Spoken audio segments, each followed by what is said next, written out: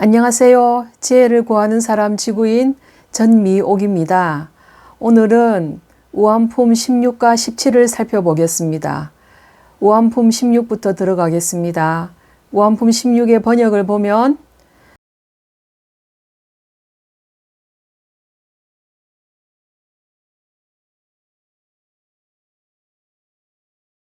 어리석은 사람은 생각을 해도 끝에 이르도록 이익이 없으며 스스로 칼과 몽둥이를 부르니 갑오의 인장이 있다. 우암품 16의 번역이었습니다. 풀이하면 어리석은 사람은 생각을 해도 끝에 이르도록 끝끝내 이익이 없다는 것은 어리석은 사람은 어리석음으로 인하여 아무리 고심을 하고 생각을 해도 끝끝내 자신에게 이득이 없다는 것입니다.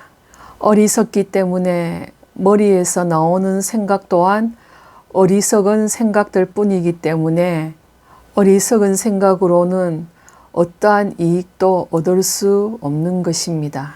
다음 문구인 칼과 몽둥이를 불러들인다는 것은 그런 어리석은 생각으로 인해 자기 스스로 위험과 폭력을 불러들인다는 것입니다.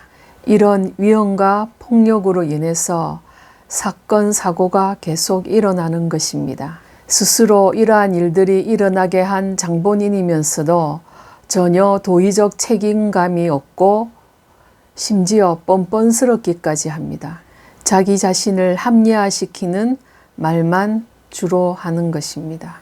역사적으로 보면 어리석은 통치자들이 주로 전쟁을 일으켜 나라와 국민에게 돌이킬 수 없는 상처와 재난, 죽음을 주었으면서도 전혀 그에 대한 반성이나 사과가 없으며 심지어 그런 통치자를 떠받드는 어리석은 사람들이 있으니 통탄할 일입니다. 그래서 지금 이 세계 전역에는 전쟁과 폭력 사태가 난무하고 있습니다. 또한 어리석은 사람들로 인해 나라의 정치 상황이 혼란스럽고 벼랑 끝에 서 있는 나라들도 많습니다. 이 모든 것의 가장 근원적인 문제는 어리석음인데 이들은 모두 자신이 어리석다는 것을 모르고 있는 게 가장 큰 문제입니다. 다음으로 갑오의 인장이 있다는 것은 틀림없이 자신이 지은 어리석음의 대가를 도장을 찍은 것처럼 확실하게 받는 것입니다. 여러 번 말씀드렸지만 인과의 법칙은 확실하며 우주의 법칙입니다. 다음은 우암품 17을 살펴보겠습니다. 우암품 17의 번역을 보면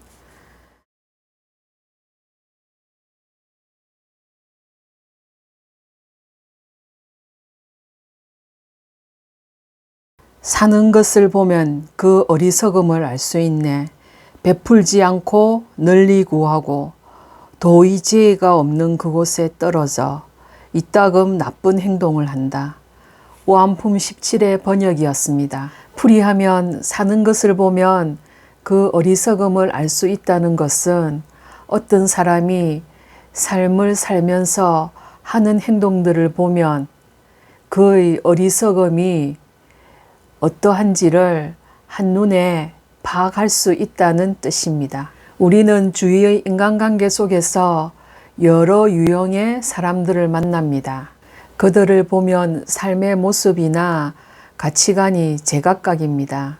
각자의 그런 모습들을 개성으로 봐줄 수 있는 사람들도 있지만 저렇게 사는 것은 솔직히 좀 아니라는 생각이 드는 사람들도 있습니다.